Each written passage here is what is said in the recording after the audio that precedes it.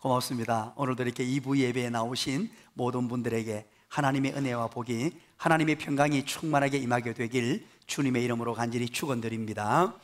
아주 좋은 글이 있어서 먼저 소개하면서 설교를 시작하고자 합니다. 1시간을 행복하려거든 술을 마셔라.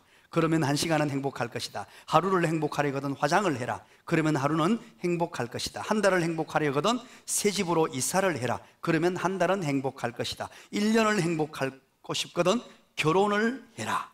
1년을 행복하려거든 결혼을 해라. 우리 청년들 잘 들으세요. 1년은 행복할 것이다. 일평생 행복하려거든 남을 도와주어라. 그러면 일평생 행복할 것이다. 영원히 행복하려거든 예수를 믿으라. 그러면 영원히 행복할 것이다. 사랑하는 여러분, 참 행복이 어디에 있습니까? 이 글은 행복이 있는 곳을 우리에게 소개해주고 있죠. 참 행복이 어디에 있을까요? 어디에 가면 참 행복을 찾을 수 있을까요? 많은 사람들은 행복을 찾아다닙니다. 술집에도, 영화관에도, 노래방에도, 골프장에도, 호화별장에도, 재벌 회장실에도, 청와대에도 그런 곳을 찾아서 쫓아갑니다. 행복을 추구하기 위해 달려갑니다. 그러나 그들은 진정한 행복을 누릴 수 없습니다. 잠깐의 행복은 경험하지만 영원한 행복, 참된 행복은 경험할 수 없습니다. 또한 우리는 이 세상에 그 무엇으로도 행복을 얻을 수 없습니다. 돈, 명예, 권세, 성공, 출세, 술, 도박, 오락게임, 마약, 맛있는 음식, 여행, 등산, 낚시, 그 어느 곳에서도 우리는 참 행복을 얻을 수가 없습니다. 참 행복은 오직 한 가지, 단 한 가지, 진정한 인생의 행복과 기쁨, 환희가 넘치는 것은 오직 예수 그리스도뿐임을 믿습니다. 이것을 가리켜서 우리는 구원의 기쁨이라고 합니다. 구원함을 얻은 기쁨, 예수 그리스도를 만난 이후에 찾아온 그 행복, 이 인생의 최대의 기쁨, 영원한 기쁨입니다. 우리는 날마다 이 구원의 감격을 누리고 있습니다. 우리는 로마서를 통하여 지금 이 구원이 무엇이며 구원의 감격이 무엇이고 구원을 누린 자들이 누리는 이 기쁨과 행복이 무엇인가를 우리는 살펴보고 있습니다. 구원함을 받은 기쁨, 세상에서 제일이라. 구원이 아니었다면 우리가 어떻게 살 수 있습니까? 구원받은 것보다 더 큰 기쁨은 사실상 이 세상에 그 무엇으로도 찾을 수 없습니다. 그런데 구원함을 받은 하나님의 백성임에도 불구하고 이렇게 행복하고 기쁘며 구원 때문에 날마다 울고 눈물을 흘리며 때로는 웃고 그렇게 살아감에도 불구하고 우리는 여전히 죄를 범하고 산다는 것입니다. 죄악에 노출이 되어 있다는 말입니다. 그래서 어떤 사람들은 이 죄악 때문에 자기 자신의 죄 짓는 모습 때문에 죄책감에 빠져 삽니다. 구원을 받았음에도 불구하고 죄책감에 빠져서 스스로를 자책하고 힘들어하고 힘겨워하고 행복을 놓쳐버리고 구원의 기쁨은 사라져버리고 분명히 구원받은 사람인데 구원의 기쁨이 없이 죄책감에 시달리고 이 어떤 죄 때문에 갈등하며 그렇게 사는 인생도 있다는 것입니다. 우리가 로마서 5장 20절 한번 볼까요? 로마서 5장 20절 오늘 본문의 바로 앞 내용입니다. 우리 다 같이 한번 읽어봅니다. 시작. 율법이 들어온 것은 범죄를 더하게 하려 함이라. 그러나 죄가 더한 곳에 은혜가 더욱 넘쳤나니. 기가 막힌 표현으로 우리에게 말씀해 주시죠. 뭐라 그럽니까? 우리가 예수 믿어도 불구하고 죄악에 노출되어서 죄를 범할 수 있습니다. 그래서 죄책감에 시달릴 수 있어요. 그러지 말라는 거예요. 왜냐하면 죄가 더한 곳에 뭐가 더한다고요? 은혜가 더욱 넘쳤다라는 표현을 씁니다. 이 더욱이라는 단어는요, 넘친다라는 단어예요. 똑같은 넘친다 두 가지 단어를 함께 쓰고 있죠. 이 더욱이라는 단어는 밀물처럼 닥치는 홍수를 설명할 때 사용하는 단어예요.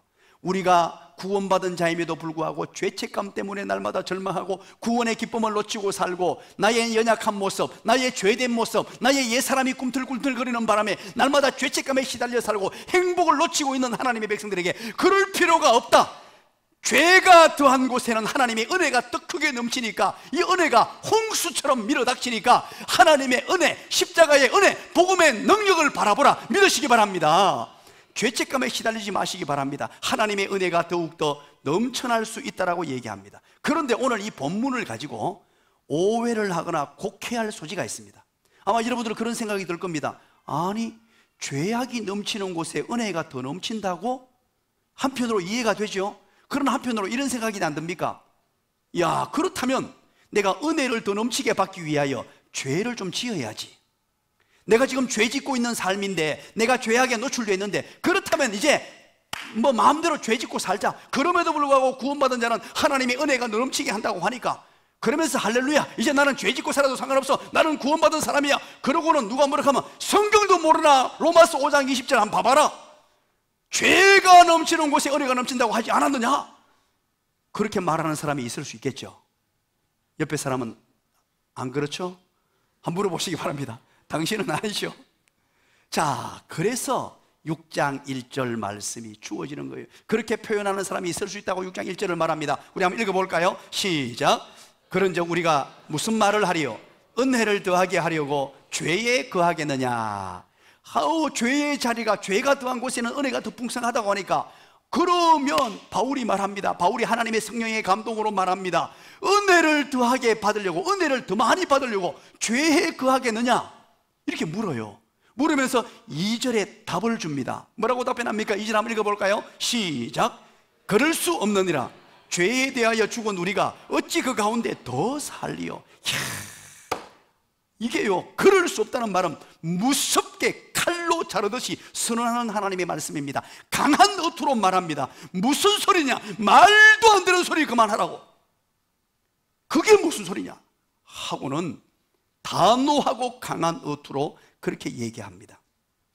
여러분, 그렇지만 우리에게는 아직도 질문이 남습니다. 그게 무슨 말입니까? 그러면 그리스도인들이 오늘의 삶의 현장에서 죄와 더불어 지금 살고 있잖아요.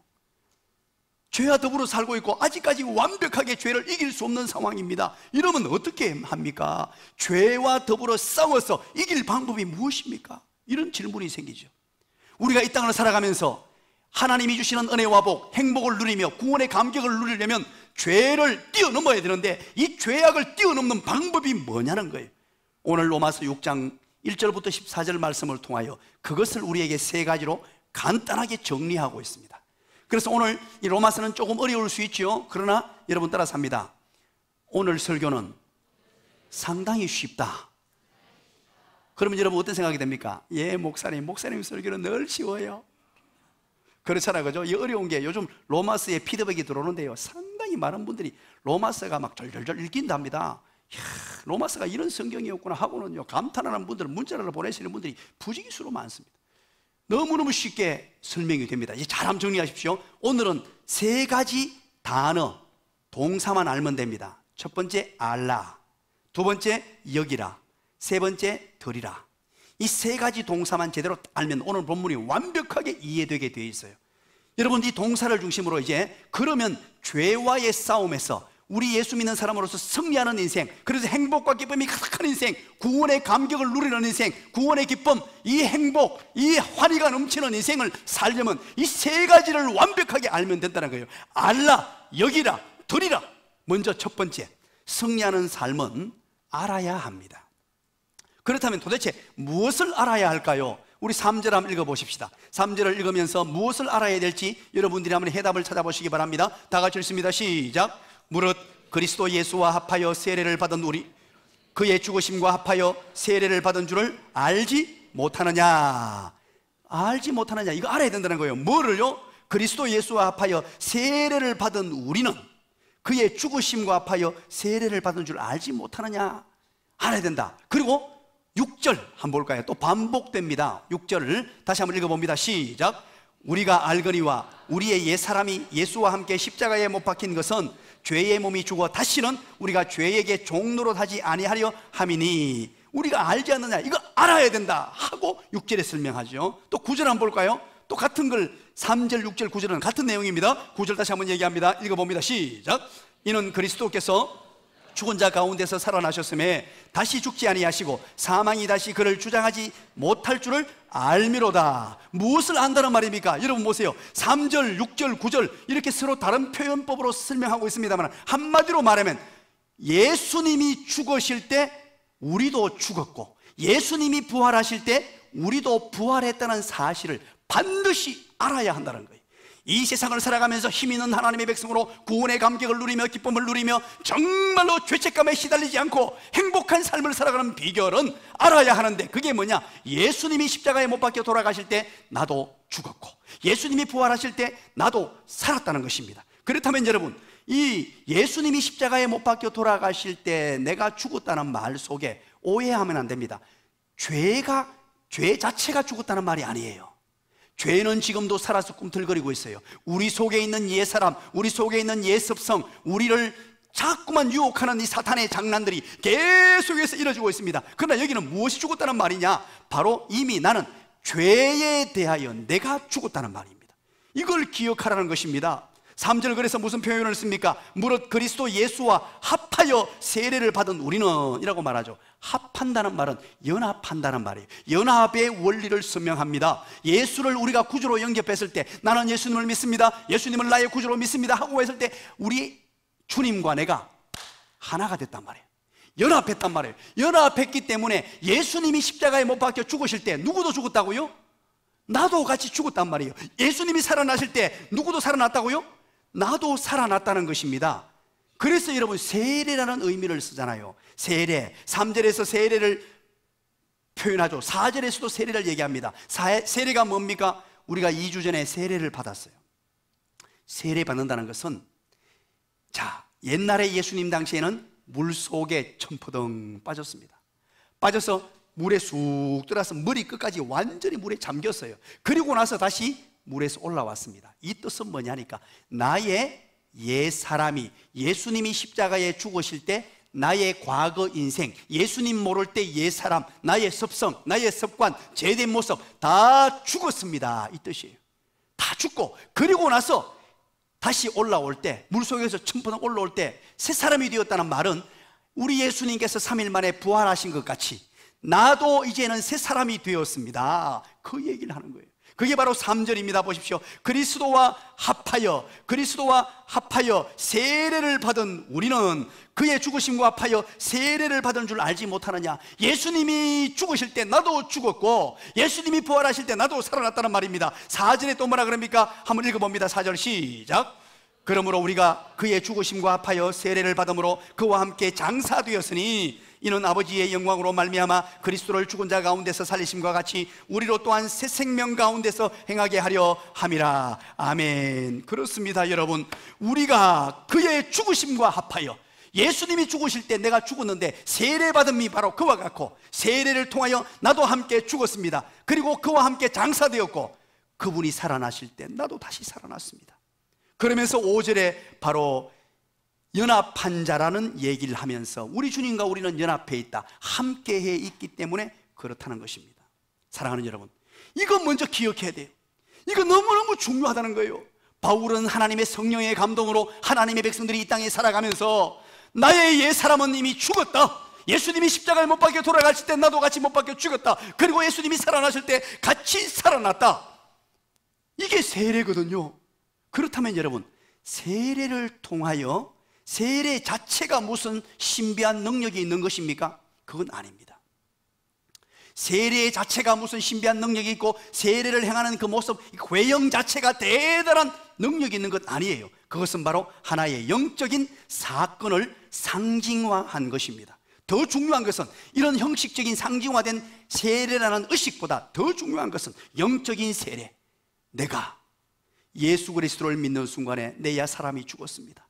나의 과거는 죽었습니다. 내 과거의 욕심, 잘못된 습성, 잘못된 언어 생활, 잘못된 사고, 못된 어떤 모습들, 이 모든 것들은 예수 그리스도의 십자가 안에 못을 박아서 죽었습니다. 그리고 나는 드디어 새 사람이 되었습니다. 예수님이 살아나신 것처럼 새 사람이 되었습니다. 이제 나는 하나님의 자녀가 되었습니다. 믿으시기를 간절히 축원합니다. 이것을 알라는 거예요. 우리가 이것을 알고 날마다 기억하고 생각하며 살 때 힘 있는 하나님의 백성이 될 수 있고, 이것을 날마다 되새김질 하라는 거예요. 나의 옛사람은 죽었다. 나의 옛사람은 예수님이 십자가에 못 박혀 돌아가실 때 죽었다. 이제 그리고 나는 다시 살아났다. 새 사람이 되었다. 기가 막힌 은혜의 모습 아닙니까? 성 어거스틴을 여러분 기억하시죠? 어거스틴은요, 그 옛날에 젊은 시절에 방탕하기 그지없었습니다. 이단에 빠져 있었고 방탕한 생활을 했습니다. 그러다가 어느 날 이제 예수를 믿고 정말로 은혜를 받고 구원의 감격을 경험했어요. 그런 뒤에 거리를 걸어가는데 옛날에 같이 놀던 여인이 앞을 지나가는 거예요. 그래서 이제 바울은 어거스틴은 그 뭐 모른 척하고 지나가려고 하는데 갑자기 이 여인이요, 화장을 떡칠을 하고 머리를 막 넘기고 예쁜 모양을 하면서 엉덩이를 실룩실룩 흔들리면서 저예요, 저 몰라요 그러는 거예요. 야, 그러면 여러분 어떻게 하겠어요? 옛날에 예쁜 여자하고 잘 사귀다가 헤어졌는데 그거 와서 막 그러면 어떻게 하겠어요? 아이고 오랜만이다 그러고 막 안아야 됩니까? 어떻게 해야 돼요? 대답을 안 하시노? 이 성 어거스틴은 어떻게 했냐니까, 그렇게 말할 때 그 자리에 딱 서서 요동함이 없는 표현과 자태로 이렇게 말했습니다. 너는 너지만 나는 내가 아니야. 이 말을 남겨요. 이 어거스틴의 이 책을 읽어보면 참 재밌게 표현되어 있어요. 너는 너지만 나는 내가 아니야. 이 말이 무슨 뜻입니까? 너는 그대로 옛 모습 그대로고 옛 사람이지만 나는 이제 변화됐다는 거예요. 옛날에 어거스틴, 네하고 놀던 그 어거스틴은 십자가에 예수님이 돌아가실 때 죽고 없다는 거예요. 이제 예수님 부활하시면서 나는 새 사람이 되었다. 이제는 너하고 놀 수 없는 사람이니라 물러가거라, 이 말이잖아요. 야, 기가 막히죠. 우리 한국 교회사에 보면 김익두 목사님이란 분이 있습니다. 정말로 훌륭한 목사님이세요. 그분은 망나니 짓을 했고요, 깡패 짓을 했고요, 정말로 누구도 갈지 못하는 사람이었어요. 그러다 보니까 아내를 힘들게 만들고 심지어 장인까지도요 얼마나 힘겹게 했는지 모릅니다. 그런데 이분이, 김익두 목사님이 예수님을 만나고 예수님을 믿고 구원의 감격을 경험하고는요, 첫 번째 한 일이 있어요. 얼마나 장인을 괴롭혔든지 첫 번째 할 일이 뭐냐니까 부고를 보냈습니다. 누구에게? 장인어른에게 부고를 보내면서 무슨 부고를 보냈느냐? 김익두 사망, 이렇게 보냈어요. 이 무슨 말입니까? 나의 옛사람은 죽었다는 거예요. 장인을 그렇게 괴롭히고 장인의 딸인 내 아내를 그렇게 괴롭히고 막내리처럼 살던 그 인생은 이제 끝났습니다. 이제는 그 인생이 얼마나 안 좋았고 얼마나 악한 것인 줄 알았습니다. 예수를 믿고 나서 이제는 새 사람이 되었습니다. 바로 첫 번째 알아야 될 게 바로 그 뜻이에요. 알아라, 이거 반드시 알아라. 나의 옛사람은 죽었다는 거예요. 예수님이 십자가에 못 박혀 돌아가실 때 나는 죽었고 이제 예수님이 부활하실 때 내가 살아났다. 우리 모두는 그래서 그 의식을 위하여 세례를 받고 이제는 이 사실을 알고 살아가는 거예요. 이 사실을 믿고 알고 날마다 되새기면서 나는 구원받은 사람이다, 나는 구원받은 하나님의 백성이다 믿으시기를 간절히 축원합니다. 이 사실을 반드시 알아라. 두 번째는 뭐라고요? 여기라. 승리하는 삶을 살려면 여겨야 합니다. 오늘 11절 말씀을 한번 볼까요? 다 같이 한번 읽습니다. 시작. 이와 같이 너희도 너희 자신을 죄에 대하여는 죽은 자요 그리스도 예수 안에서 하나님께 대하여는 살아있는 자로 여길지어다. 라고 말하죠. 이 여길지어다라는 말은 헬라어로 로기제스데라는 단어를 쓰고 있습니다. 이 원형은 로기조마이라는 단어인데요, 2인칭 복수 현재 명령력으로 오늘 본문에 쓰여져 있습니다. 현재 시제로 쓰여져 있습니다. 이 단어는 현재 시제로 쓰여 있는데 이 단어가 어떻게 통용이 되냐면 나중에 이렇게 통용이 됩니다. 계좌에 돈이 입금이 됐습니다. 여러분 통장에 10억이 입금됐어요. 놀라시네요. 그러면 좀 더 올려드릴게요. 김대희 집사님의 통장에 100억이 입금됐어요. 자, 그러면요 여러분, 이 100억이 입금된 것은 돈입니까? 돈 아닙니까? 이렇게 말하니까 이해를 못 하시는 모양인데, 이 100억이 돈 가치가 그 말 100억입니까? 진짜 100억입니까? 100억입니까? 100억이에요. 바로 여기라라는 말은 현금이나 마찬가지로 여긴다는 뜻이에요. 계좌에 입금된 것이 현금으로 눈에 딱 보이게 돈다발이 안 쌓였지만 계좌에 입금된 그 돈이 바로 현금과 똑같아, 그렇게 똑같이 여겨진다, 여기라 할 때 사용되는 단어예요. 오늘 이 본문의 말씀 이해가 되시죠? 여기라 이 말이에요. 이것이 현재 시제란 말은 바로 진행 중의 동작이나 지속적인 상태에 있는 것을 말해요. 지금도 계속 동작하면서 지속되고 계속해서 여겨야 될 부분입니다. 한 번 딱 끝내는 게 아니고 계속해서 현재 시제를 쓰면서 여기는 사람의 자세를 우리에게 가르쳐줘요. 어떤 자세를 가져야 된단 말입니까? 죄의 형벌로부터 완전히 해방되었다는 사실을 날마다 생각하라. 그래서 로기제스대는 간주하다, 신중히 생각하다, 논리적인 결론을 내리다, 결정하다, 이런 뜻을 가지고 있어요. 여긴다, 간주하다, 깊이 생각한다. 죄의 형벌로부터 완전히 해방되었다는 사실을 깊이 날마다 생각하는 거예요. 날마다 또 생각하고 또 생각하고, 그리스도 예수 안에서 하나님을 위하여 산 몸이 되었다. 이제는 옛 사람이 죽고 새 사람이 되어 하나님의 영광을 위하여, 이웃을 위하여 그렇게 살아가는 복된 인생이 되었다는 것을 날마다 생각하고 깊이 생각하고 결론을 내리고 결정을 내리고 여기며 사는 거예요.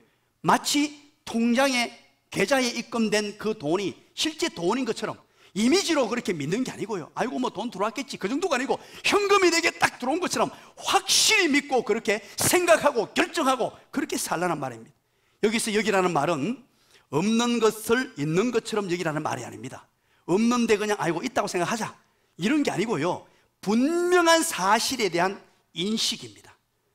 분명한 사실에 대한 인식. 내가 하나님의 자녀가 되었고, 나는 예수님의 십자가의 보혈로 말미암아 구원받았고, 예수님이 십자가에 못 박혀 돌아가실 때 나의 옛사람이 죽었고, 예수님이 부활하실 때 나도 살아났다. 이것이 확실한 사실이고, 이것을 날마다 생각하고 또 여기며 그렇게 사는 사람, 삶에서 그것을 구체적으로 드러내면서 사는 사람, 이것을 오늘날 말로 바꾸어서 말하면 의식화입니다.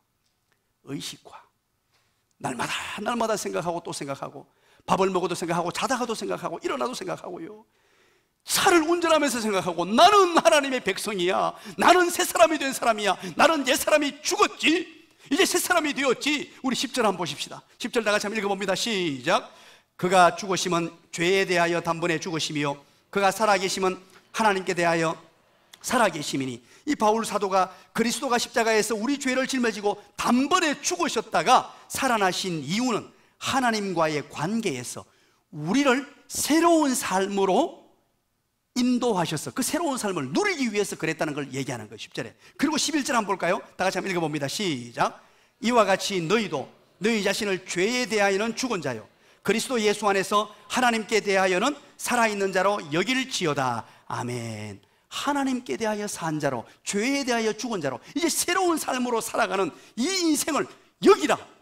그냥 통장에 돈 있는 거 내 거 아니다, 이게 아니고요. 현금이 내 앞에 딱 놓인 것처럼 그렇게 그것을 확실히 믿고 내 삶에서 이것이 드러나도록 하라는 것입니다. 실제로 죽지 않았는데 뭐 죽은 것처럼 여기라, 실제로 살았는데 살았는 것처럼 여기라, 그 말이 아니고 실제로 우리가 죄에 대해서 죽었고 실제로 사실 그대로 부활했다는 사실을 알고 예수 믿는 자답게, 그리스도인답게 삶에서 살아가라, 그 말씀인 줄 믿으시기 바랍니다. 자, 그렇다면 여러분, 우리가 이 땅을 살아가면서 죄 지을 일이 생깁니다. 우리도 모르는 사이에 아직 옛 습성이 남아있습니다. 옛 습관에 남아있습니다. 그럴 때마다 날마다 생각하는 거예요. 죄 지을 일이 생기면 나는 죽었다, 내 옛사람, 죄 있는 사람 죽었잖아, 날마다 기억하라는 거예요. 그 여기라는 거예요. 그냥 그대로 내가 받아들이고 여기라, 결정하고 생각하라는 거예요. 혹시나 집안에서 성질이 막 나려고 합니까? 짜증이 막 나려고 합니까? 예수를 모를 때처럼 불뚝불뚝 성질이 올라옵니까? 그럴 때 화를 내지 말고, 화내는 나의 습성은 죽었잖아, 여기라는 거예요. 이미지로 여기는 게 아니고 나는 확실히 예수 그리스도의 십자가의 보혈로 말미암아 죽었어. 과거가 짜증을 부리고 화내는 습성들 다 내어버리는, 죄악된 일들이 나를 유혹하고 거기에 넘어가려고 할 때, 또 여러 가지로 분쟁이 일어날 때, 화딱지가 막 나서 죽고 싶을 때, 그럴 때마다 나는 옛 사람이 죽었어. 그리고는 나는 새 사람이 살아났잖아, 새 사람이 살아났지. 끊임없이 반복하고 또 생각하고 반복하고, 그것이 나의 습관이 되고 그 습관이 나의 인격이 되고 내 인생이 되도록 삶 자체가 완전히 바뀌었어. 말하는 투가 바뀌고 손과 발이 움직여서 바뀌고 생활 습관이 바뀔 때까지 의식화하는 작업, 날마다 기억하고 또 기억하라는 거예요. 어느 한 거지가 있었습니다. 다리 밑에서 거지가 살고 있었어요. 거지가 너무 궁상을 떨면서요, 너무너무 힘겹게 살고 있었습니다. 옷도 엉망진창이고 그냥 망태기를 뒤집어 쓰고 있고, 머리도 못 감아서 엉망이고 얼굴도 엉망이고 씻지 못해가지고. 그런데 어느 날 임금님께서 암행순지사 그 길을 쭉 가다가 이 거지가 있단 말이에요. 거지가 너무 불쌍하기도 하고 가만히 보니까 마음에 감동이 돼요. 그래서 거지를 불렀습니다. 거지야, 거지야, 오너라, 내가 너를 이제 데리고 가마 하고 왕궁으로 데리고 가가지고 그 거지를 왕자로 삼았답니다. 이게 지금 누구 얘기입니까? 내 얘기예요. 지금 내 얘기하고 있다고 생각하세요? 그렇게 왕자로 삼아가지고 이제 대궐로 다 데리고 갔습니다. 데리고 가서 이제 목욕도 시키고요, 머리도 자르고 정말로 윤기가 반들반들 나도록 만들었어요. 정말로 왕자답게 옷을 입혔습니다. 외형은 다 갖췄어요. 이제 진짜 왕자가 되었어요. 왕자의 모습을 다 갖췄는데 이제 그날 저녁에 이제 잠을 자려고 하는데 갑자기 왕자가요 막 대궐 밖으로 나가는 거예요. 그래서 신하들이 어디로 갑니까? 어디로 갑니까? 하니까 빨리 다리 밑에 가서 자야지, 어두웠다, 그러더라는 거예요. 그러니까 옆에서 도우면서 아닙니다, 왕자님이요, 왕자님이요, 왕자님은 다리 밑에 거기서 냄새나는 곳에, 더러운 곳에 잘 필요가 없어요. 여기 좋은 자리가 있습니다. 이불도 좋고요, 편안한 잠자리가 다 준비되어 있으니 여기에서 주무시면 됩니다. 그리고 아침에 일어났어요. 아침에 일어나 벌떡 일어나더니만 또 밖을 나가는 거예요. 어디 갑니까? 하니까 세수하러 다리 밑으로 간다는 거예요. 몸을 씻기 위해서 더러운 꾸정물에 세수하기 위해 간다는 거예요. 그럴 필요 없습니다. 여기에 왕자님을 씻기기 위해서 좋은 물들이 있고요, 수건과 모든 것 다 있습니다. 말만 하십시오. 사랑하는 여러분, 우리는 여기에서 무엇을 교훈받습니까? 여기라고 하는데 왕자가 되었는데 왕자로 여기지 못하고 있어요. 하나님의 자녀가 되었는데 자녀로 살지를 못해요. 날마다 옛 습성이 나와가지고 옛날로 돌아가려고 뻘부둥쳐요. 그래서 여기는 작업이 필요해요. 왕자다운 삶을 선택하는 거예요. 이게 여기라는 거예요. 이게 계좌에 은행 통장에 있는 돈이 아니고 은행의 통장이나 여기 보이는 현금이나 똑같아요. 여기는 자세, 그것을 돈으로 여기고, 그렇겠지 이미지가 아니고 나는 왕자야, 나는 옛사람은 죽었어, 옛 습성이 꿀떡꿀떡거리고 짜증이 나고 화나는 일 올 때마다 어허이! 나는 왕자지, 이경구 왕자니, 속으로 외치십시오. 밖으로 가면 사람들이 가니까 나는 왕자야, 하나님 나라 백성이야, 나는 옛사람은 죽었어, 이제 하나님이 나를 왕자로 삼아주셨지, 할렐루야! 그리고 화를 가라앉히는 거예요. 짜증 날 일이 있습니까? 때로는 아내가 집에서 바가지를 끌습니까? 그러거든. 어허이, 속으로 가세요. 이 왕비가 이러면 되나? 그러고 나는 왕자야 그러면서 다 이거 자꾸 여기라는 거예요. 여기고 생각하고 결단하고 받아들이는 자세, 이걸 오늘 본문의 얘기예요. 우리 하나님의 택한 백성들이 살아가야 될 삶의 원리 두 번째입니다. 마지막 한 가지는요, 드려라는 것이에요. 드려야 합니다. 승리의 삶을 살려면 드리는 삶을 살아야 됩니다. 이 드린다는 말이 뭘까요 도대체? 먼저 이것을 알기 위하여는 죄를 이기는데 가장 중요한 것은 죄를 이길 수 있는 믿음이죠. 승리하는 삶을 살려면 믿음이 필요하단 말입니다. 그런데 우리 그리스도인들은 패배의식에 사로잡히기 쉽습니다. 왜? 무엇 때문에? 악한 사단 마귀가 우리가 예수 믿고 살면서도요 자꾸 죄를 범하게 돼요. 나도 모르는 사이에 언어적으로, 습관적으로 짜증 부리고 화내고 아이들에게 막 고함 지르고 이러다 보니까 아이고 뭐 우리 목사님이 말씀하시던데 성화의 과정이 있어서 단숨에 성화되는 건 아니고 찔끔찔끔 된다 그러니까 아이고 뭐 포기하고 살자, 뭐 다 되겠지, 예수님 재림하면 완전히 영화의 단계 이런다 그러니까 그냥 적당하게 살지 뭐, 이러고 패배주의에 살면 안 된단 말이에요. 그리스도인이 그러면 생기도 없어지고 힘도 없어지고 기쁨도 다 소멸되고요, 그리스도인으로서 능력 있는 삶을 전혀 살 수가 없습니다. 이 패배주의에 빠지면 안 됩니다. 바로 6절 한번 읽어보겠습니다. 6절 다 같이 한번 읽어볼까요? 시작. 우리가 알거니와 우리의 옛사람이 예수와 함께 십자가에 못 박힌 것은 죄의 몸이 죽어 다시는 우리가 죄에게 종노릇하지 아니하려 함이니. 아멘. 죄의 몸이 어떻게 됐다 그러죠? 죄의 몸이 죽어. 6절에 죄의 몸이 죽어라고 하죠. 이 죽어라는 단어가 중요한데 우리 한글로 번역하면서요 죽어라고 적어놔버려요. 이게 너무 과도한 지나친 번역이에요. 실은 이 단어는 카타르게데라는 단어입니다. 카타르게데. 이것은 어떤 용도로 쓰냐니까 무력하게 하다라는 단어예요. 자 보십시오. 죄의 몸이, 우리가 이제 죄의 몸이 있는데 완전히 죽어버린 건 아닙니다. 끝난 게 아니에요. 아직까지도 꿈틀꿈틀 살아가지고 옛사람이, 옛 욕심이 막 있어요. 그러나 중요한 것은 무력하게 됐단 말이에요. 무력하게. 그러면 이것을 반대로 다른 측면으로 이해하면 어떻게 됩니까? 십자가의 능력, 복음의 능력으로 이 죄를 이제 이길 수 있는, 무력하게 됐기 때문에 이길 수 있는 능력이 있다는 뜻이에요. 기가 막히죠. 이제 우리는 그래서 죄의 어떤 굴복을 하고 패배주의에 빠져가지고 아이고 뭐 대충 살지 이게 아니고요. 이제 힘 있는 사람으로, 능력 있는 사람으로 어깨를 당당히 펴고 날마다 주님 말씀 부여잡고 그리스도인으로서 당당히 살아가야 되는데, 그러기 위해서는 여러분, 죄를 이기는데 가장 중요한 것은 믿음이라고 말씀드렸죠. 이 믿음을 가지고 살아가는 거예요. 이 믿음을 가지고 그렇게 살아가야 됩니다. 어거스틴이 이렇게 말했습니다. 어거스틴은 이런 말을 했어요. 우리가 구원받기 이전에는 죄를 안 지을 수 없는 자였으나 구원받은 후에는 죄를 안 지을 수 있는 자가 되었다. 이 말은 죄를 이길 만한 능력을 갖추게 됐다는 말입니다. 우리 모두는요, 이제는 죄를 이길 만한 능력을 갖추었습니다. 그렇다면 죄를 이기는 능력을 주께서 주시는데, 이제 우리는 죄의 지배를 거부해야 됩니다. 우리 로마서를 통해서 계속 받았죠.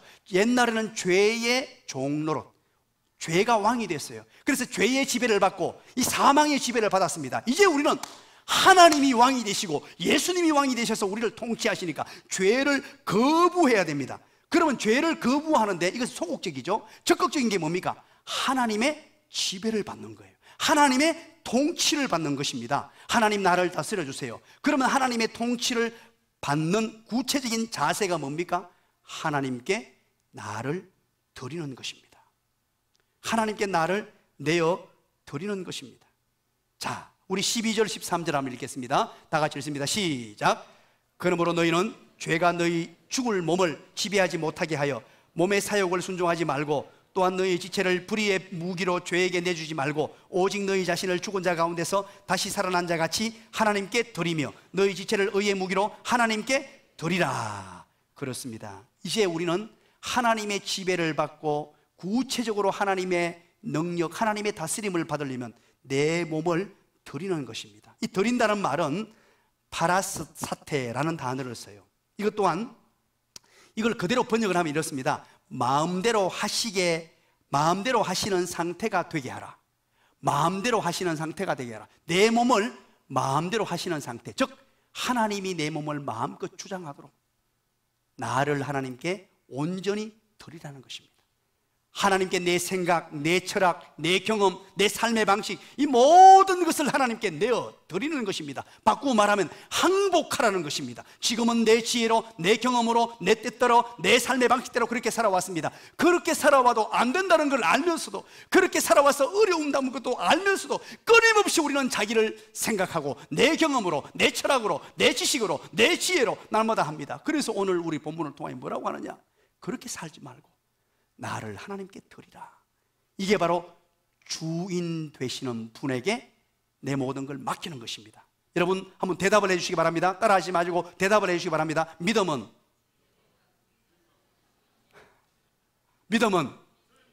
주인 바꾸기예요. 바로 이제 믿음의 세계에 들어오면 죄의 종이었다가 죄가 나를 지배했고 죄가 내 주인이었다가 이제 우리 주님, 우리 하나님께서 나의 주인이 되는 거예요. 주인님께 모든 걸 의탁하는 거예요. 모든 걸 맡기는 순간에 지금까지는 내 노력으로 내 힘으로 살다 보니까 너무너무 힘들었어요. 너무너무 고통스러웠어요. 이제는 내 모든 걸 맡겨야 됩니다. 내 생각도, 내 마음도, 내 뜻도. 그러면 하나님께서 필요한 대로 내 자식도 책임져 주시고 가정도 책임져 주시고 필요한 만큼 물질도 주시고 건강도 주시고 내게 필요한 것 모든 것을 공급해 주시는 분이 바로 하나님이신 줄 믿으시길 간절히 축원합니다.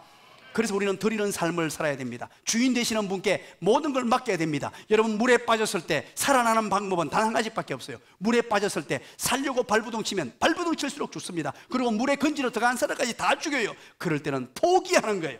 손을 놔버리는 거예요. 놨는 순간에 건질 수 있어요. 움직이는 순간에는요 다 같이 죽어요. 손을 놓고 힘을 뺄 때 힘을 빼는 거예요. 여러분 운동선수가 운동을 잘하게 될 경우가 언제 줄 압니까? 한 번 고비를 넘깁니다. 저는 탁구를 좋아해서 잘합니다. 탁구를 친다고 해서 처음에 잘 칠 때요 너무 좋아가지고 막 힘을 줍니다. 힘을 주는데 들어가기도 들어가지만 안 들어가는 게 더 많아요. 그러나 힘을 빼는 순간부터 힘을 탁 빼가지고 이제 자세를 탁 가지고 힘을 딱 빼는 순간부터 그때부터 탁구의 새로운 경지가 보이기 시작해요. 기가 막힙니다. 축구도 마찬가지예요. 힘껏 축구공을 한번 차봐요. 그러면요 인대만 늘어나요. 그렇게 하는 게 아니라 힘 빼는 거예요. 우리 모든 삶의 원리가 마찬가지입니다. 신앙생활도 마찬가지예요. 말씀의 결론을 맺고자 합니다.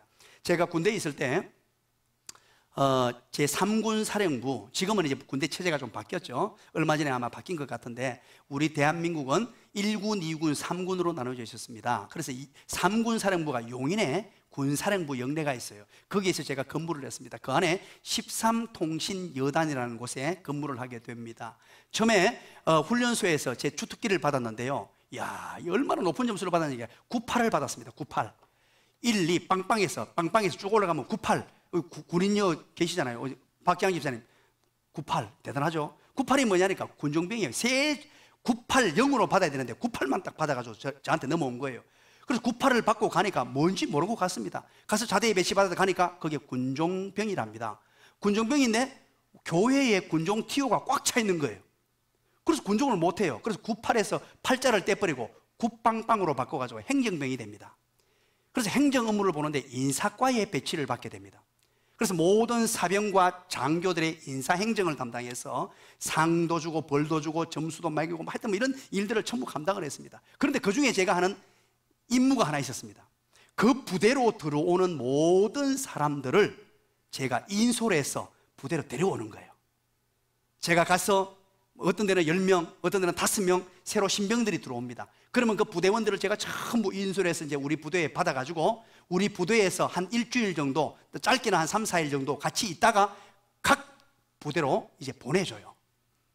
자, 그러면 이 이제 부대원들이 한 10명씩 오거나 5명씩 오면요, 제가 딱 인솔하러 가면요, 전부 다 저한테 탁 이럽니다. 벌벌 떱니다. 제가 뭐 계급장이 2개밖에 없어도 저거는 하나거든요. 우리 예준이가 2개 달고 왔는데 이거 막 벌벌 떱니다. 그러고는요, 인사를 하는데 쫙 그럽니다. 그러면 제가 어떻게 합니까? 예, 그러고 말아요. 그럴 이유가 있어요. 자, 여러분 아직까지 부대 배속을 받지 못했지만 인사과에 소속이 되어 있을 때는 이제 저희들이 관리해서 보내잖아요. 그런데 그렇게 버석 얼어있던 이 친구들이 이제 배치를 받아요. 각 중대로 쫙 배치받으면 그때부터는 저하고 남남이에요. 이제는 저하고 인사할 필요도 없고요, 서로 존대하고 그냥 지내면 돼요. 그런데 간혹 보면요, 멀리서 보다가 인사과에서 저를 봤단 말이에요. 그렇게 사랑을 해줬더니만 가다가 딱 서고 저를 보고 선포 인사합니다. 여러분 한번 따라서 해보시기 바랍니다. 이러는 사람들이 하는 말이 있어요. 한번 따라서 해보시기 바랍니다. 덩신이다. 저한테 인사 안 해도 돼요. 이제 떠나갔어요. 전혀 저와는 상관없는 사람이 됐단 말이에요. 그런데도 막 버스 걸어가지고 막 인사 안 하면 절단 날 줄 알고 막 인사한단 말이에요. 우리도 마찬가지입니다. 사랑하는 여러분, 우리는 이제 죄에 대해서, 옛 사람에 대해서는 다 떠나갔다는 말이에요. 여기에 미련 두지 말라는 거예요. 이제 우리 하나님 그분 모시고, 왕 대신 주님, 나의 주인 되시는 그분을 모시고 그분에게 내 모든 것을 내어 맡겨드리며, 이 내가 옛 사람이 죽고 새 사람이 살아났다는 것, 이걸 제대로 알고, 그리고 이것을 의식화시키고 여기고 다 받아들이고 그대로 이루어졌다는 것을 확인하고, 그리고 나 자신을 드리고 사는 삶. 그러면 이제부터는요, 세상이 줄 수 없는 평안, 세상과 끈이 끊겨서 이제 하나님의 나라의 하나님의 세계에서 이어지는 이 평안. 이 바울이 이 편지를 쓰면서요, 바울의 감정을 느껴봅니까? 새벽마다 제가요 뜨거워지는데, 오늘 일부 예배 때는 제가 막 눈물이 나더라고요. 이 바울이 어떤 마음이겠어요? 가슴이 감격스러웠어요. 우리가 이 죄에 살다가 이런 은혜를, 이런 놀라운 복을, 오늘 우리 온 성도들이 이런 은혜와 복을 누리게 되고, 이제 우리 3가지 기억합시다. 단어 3가지만 알면 이제 다 이해되죠? 이제 완전히 끝났어요. 6장 1절부터 14절은 완벽하게 소화됐습니다. 앞에 구원론 다 우리 정리했고, 이제 3가지. 첫 번째 시작. 두 번째, 세 번째. 100점 만점에 100점입니다 100점인 분들은 기도하겠습니다.